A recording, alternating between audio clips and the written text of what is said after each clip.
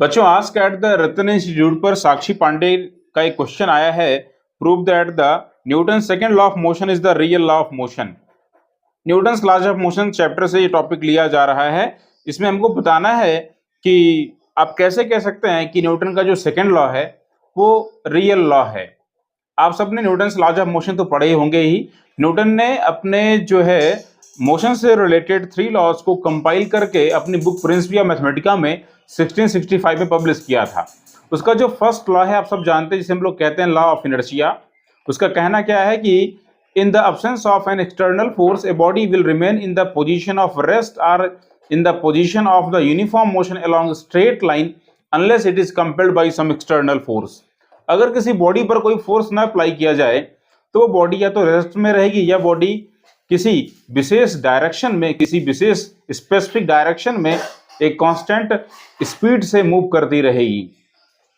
वहीं अगर बात करें जो सेकेंड लॉ ऑफ मोशन है, वो कहना चाहता है the force applied on a body is directly proportional to the rate of change of the linear momentum. Means the force applied on a body always changes the velocity which comes in the direction of the force applied. तो आओ जरा समझते हैं कि आखिर Newton का second law of motion real law है कैसे। आप सभी को न्यूटन का सेकेंड लॉ ऑफ मोशन केवल F इक्वल्स ma पता होगा। जो बच्चे क्लास 9-10 में होते हैं उनको यही मालूम होता है, लेकिन ऐसा नहीं है।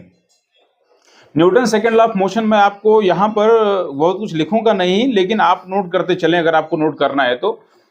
न्यूटन जो सेकेंड लॉ ऑफ मोशन वो ये कहना चाहता है कि अगर हम जब भी किसी बॉडी पर कोई फोर्स अप्लाई करते हैं, जैसे मान लो हमारे पास कोई बॉडी जा रही है, ये बॉडी मान लो किसी विशेष डायरेक्शन में जा रही होगी और इसके पास में जो वेलोसिटी है, मान लो ये वेलोसिटी x के अलॉन्ग भी है और y के अलॉन्ग भी है। ठीक है, ये बॉडी एक मोशन इन प्लेन, ऐसा हम लोग कह सकते हैं, बॉडी एक प्लेन में मोशन कर रही है और इस बॉडी पर हम कोई फोर्स अप्लाई कर दें तो फोर्स अप्लाई करने पर क्या होगा? फोर्स अप्लाई करने पर बॉडी की वेलोसिटी चेंज होगी। हाँ, बिल्कुल चेंज होगी, लेकिन कौन सी वेलोसिटी? जो वेलोसिटी फोर्स की डायरेक्शन में आएगी। जब भी किसी बॉडी पर हम फोर्स अप्लाई करते हैं तो बॉडी की वेलोसिटी चेंज होती है। कोई बॉडी अगर मूव कर रही है किसी इनिशियल वेलोसिटी u से, तो उस बॉडी के पास में एक होता है लीनियर मोमेंटम, जो आप सभी को पता होगा। Linear momentum is the product of the mass and the velocity of the body, है कि नहीं? And it is a vector quantity, it is directed in the same direction of the motion of the body. जब हमने body पर force apply किया तो force apply करने पर बॉडी की वेलोसिटी चेंज होती है और ये वेलोसिटी चेंज जो होती है वो उसी डायरेक्शन में होगी जिस डायरेक्शन में फोर्स अप्लाई किया गया होगा। तो यानी कि बॉडी की अगर वेलोसिटी चेंज हो जाए तो क्या मोमेंटम चेंज नहीं होगा? बिल्कुल चेंज होगा। और चेंज इन मोमेंटम जो कि है final momentum minus initial momentum, है कि नहीं? तो न्यूटन ने ये बताया कि जब भी किसी बॉडी पर कोई फोर्स अप्लाई करोगे तो फोर्स अप्लाई जो किया गया है वो डिपेंड करेगा कि बॉडी के मोमेंटम में चेंज कितना करना है और चेंज कितने कम टाइम में करना है। So the force applied on a body is directly proportional to the change in the momentum and how fast the momentum is being changed। अगर मोमेंटम को हम धीरे धीरे चेंज करेंगे तो हमें फोर्स कम लगाना पड़ेगा। जैसे आपने देखा होगा कि किसी क्रिकेट के मैच में जब फील्डर किसी बॉल को कैच करता है तो अपने हाथों को पीछे की तरफ वो ले जाता है और बॉल को कैच करने में थोड़ा सा टाइमिंग लगाता है। सो टाइम को इलोंगेट करने से क्या होता है? जैसे जैसे वो टाइम को इलोंगेट करता है तो rate of change of the linear momentum, ऐसा हम लोग कह सकते हैं, वो इसकी वैल्यू कम होती चली जाती है। और rate of change of linear momentum force applied के डायरेक्टली प्रोपोर्शनल होता है। तो चलो अच्छे तरीके से इसको हम लोग पहले लिखते हैं, फिर आपको दिखाते हैं कि आखिर ये पहले लॉ से कैसे किस तरीके से मैच हो रहा है। देखिए मैं यहाँ पे इसको लिख रहा हूं कि फोर्स अप्लाइड जो कि न्यूटन का सेकेंड लॉ ऑफ मोशन है, वो कहना क्या चाहता है? न्यूटन का जो सेकेंड लॉ ऑफ मोशन है, पहले आप उसको एक बार लिख लें फटाफट जल्दी से। न्यूटन सेकेंड लॉ क्या बोलते हैं? Force applied on a body is directly proportional to the rate of change of the linear momentum. यानी कि हम लोग लिखेंगे इस तरीके से, force is directly proportional to dp by dt, है ना भाई? dp बाई dt क्या है? Instantaneous rate of change of the linear momentum है। ये जो जिन बच्चों को नहीं मालूम है वो याद रखेंगे, ये इंस्टेंटेनियस तात्कालिक जो चेंज आ रहा है, जो तत्काल चेंज आ रहा है मोमेंटम में विद रिस्पेक्ट टू टाइम, वो चीज़ है। और आप जरा बताओ, अगर हम इन सिस्टम इंटरनेशनल में हैं, अगर हम एसआई में हैं, तो फोर्स अप्लाइड डायरेक्टली इक्वल हो जाता है rate of change of linear momentum. और जैसा कि आप जानते हैं कि मान लो कोई बॉडी m मास की बॉडी है, ये बॉडी v वेलोसिटी से मूव कर रही है, तो जरा बताओ इसका मोमेंटम क्या होगा? तो बोलो कि मोमेंटम होगा मास इनटू वेलोसिटी। बोलो है कि नहीं? अब जरूरी है क्या कि बॉडी का मास कांस्टेंट रहे? बॉडी का मास भी तो चेंज हो सकता है।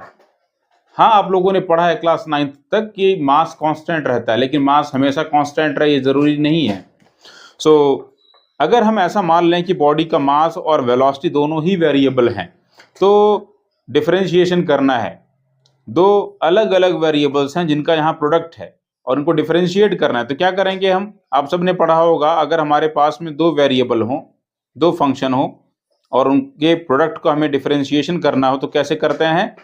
फर्स्ट फंक्शन सेकंड का डेरिवेटिव लिखते हैं, फिर सेकंड फंक्शन और फर्स्ट का डेरिवेटिव, है कि नहीं? तो वही रूल यहां अप्लाई कीजिए। आप इसे कैसे लिखेंगे? लिखेंगे आप mass into derivative of the velocity dv by dt plus v dm by dt। जब मैं बता ही रहा हूं तो मैं अच्छे तरीके से इसको आपको समझाना चाहूंगा। तो देखो जरा, फोर्स इक्वल्स क्या बन के आता है?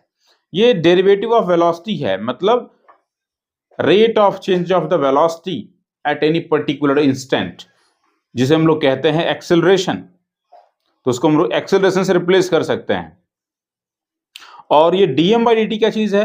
Rate of change of the mass, मतलब अगर मास चेंज होगा तब भी फोर्स लगा होगा, ऐसा माना जा सकता है। बिल्कुल, अगर किसी सिस्टम का मास पर सेकेंड की जो है वो डिक्रीज हो रहा है या इंक्रीज हो रहा है, चेंज हो रहा है एक कांस्टेंट वेलोसिटी के साथ में, then definitely you are supposed to that there must be some external force subjected on the body or the system। तो इस तरीके से जो एग्जैक्ट जो फॉर्मूला बनता है फोर्स अप्लाइड का, वो ये बनता है F equals ma plus v dm by dt। अब अगर हम बात करें ओल्ड मैकेनिक्स में, जो कि न्यूटोनियन मैकेनिक्स थी, है ना, ओल्ड मैकेनिक्स में अगर हम बात करें तो ओल्ड मैकेनिक्स में बॉडी का मास कांस्टेंट रहता था, है ना भाई। वैसे भी कोई बॉडी अगर मूव कर रही है तो उसकी जो स्पीड होती है, अगर देखा जाए तो इन जनरल लाइट के रिस्पेक्ट में काफ़ी कम होती है। आपको पता होना चाहिए किसी भी बॉडी का जो मास होता है वो वेलोसिटी के बदलने से बदल जाता है। और मूविंग मास के लिए एक फॉर्मूला दिया था अल्बर्ट आइंस्टीन ने, m equals M naught in upon 1 minus V square upon C square, जिसे हम लोग आइंस्टीन की थ्योरी ऑफ रिलेटिविटी से हमने फाइंड किया था। इसका प्रूफ बीएससी थर्ड ईयर या बीटेक जो है वो जो बच्चे करते हैं उनके सिलेबस में आता है। जब भी कोई बॉडी मूव करती है तो बॉडी का मास भी चेंज होता है, इसको याद रखें, याद रखें चीज को। लेकिन आप जैसा देख पा रहे हैं कि जो v की वैल्यू है, यानी कि बॉडी की जो स्पीड है या वेलोसिटी की जो वैल्यू है, वो लाइट के सामने बहुत छोटी सी है। c क्या है? स्पीड ऑफ लाइट है। तो अगर ये वैल्यू काफी छोटी होगी, जो भी मास मतलब में जो चेंज आएगा वो काफी कम आने वाला है।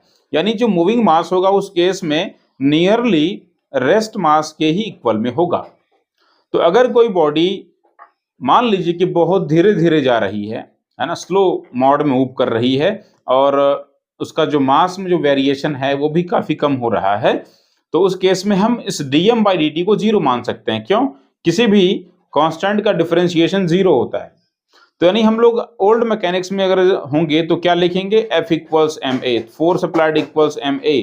लेकिन रियल में जो फॉर्मूला बनेगा वो यही बनेगा। क्या बनने वाला है? Force F equals mass into acceleration plus velocity times of the dm by dt। याद रखें इस चीज को, ये फोर्स का एग्जैक्ट फॉर्मूला है ये। तो अब आ जाओ आप, तो देखो जरा, अगर हम ओल्ड मैकेनिक्स में ही हैं और मान लेते हैं कि बॉडी पर कोई फोर्स नहीं लगा है, इफ, यहां ध्यान से देखिए, if external force applied on a body is zero, अगर किसी बॉडी पर कोई एक्सटर्नल फोर्स ना लगा हो, देन ऑब्वियसली बात है हम लोग क्या लिखेंगे? Mass into acceleration is zero. अब मास इंटू एक्सेलरेशन, मास तो जीरो हो नहीं सकता किसी बॉडी का। अगर कोई बॉडी है, कोई एंटिटी है, तो उसका मास जीरो पॉसिबल नहीं है। इसका मतलब यहाँ पर जाहिर सी बात है कि एक्सेलरेशन को ही जीरो होना पड़ेगा। और एक्सेलरेशन के जीरो होने का मीनिंग क्या है? एक्सेलरेशन के जीरो होने का मतलब है change in the velocity, dv by dt की वैल्यू क्या है? जीरो है। अब आप जरा सोच के बताओ, किसी कांस्टेंट का ही तो डिफरेंशिएशन जीरो होता है। इसका मतलब ये जो वेलोसिटी है एक तरीके से क्या है? कांस्टेंट है।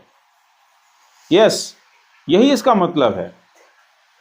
अगर बॉडी को फोर्स नहीं लगाओ तो बॉडी में कोई एक्सेलरेशन नहीं होगा, और बॉडी में कोई अगर एक्सेलरेशन नहीं होगा तो बॉडी की जो वेलोसिटी है वो क्या है? कांस्टेंट है। अब कांस्टेंट क्या हो सकती है? तो जीरो हो सकती है, या कुछ सिग्निफिकेंट वैल्यू होगी, 2 मीटर पर सेकंड, 3 मीटर पर सेकंड, ऐसा कुछ हम लोग मान सकते हैं। XYZ कुछ भी हम मान सकते हैं, है कि नहीं? मतलब बॉडी पर फोर्स ना लगा होगा तो बॉडी रेस्ट में रहेगी, या किसी कांस्टेंट वेलोसिटी से मूव करती रहेगी, किसी कांस्टेंट स्पीड से किसी पर्टिकुलर डायरेक्शन में मूव करती रहेगी। यही इसका कहने का मतलब था। And hence in this way we can say that Newton's second law of motion is the real law of motion. और यही नहीं, थर्ड लॉ भी हम इससे प्रूफ कर सकते हैं। जो थर्ड रूल आया हुआ है ना, वो भी इससे हम निकाल सकते हैं। तो आप लोग याद रखेंगे आइंदा से कि जो है कि फोर्स जो किसी बॉडी पे अप्लाई होता है वो क्या होता है? ma + v dm/dt। इस पर क्वेश्चन मैं करना चाह रहा हूं, मगर थोड़ा सा ये हमारा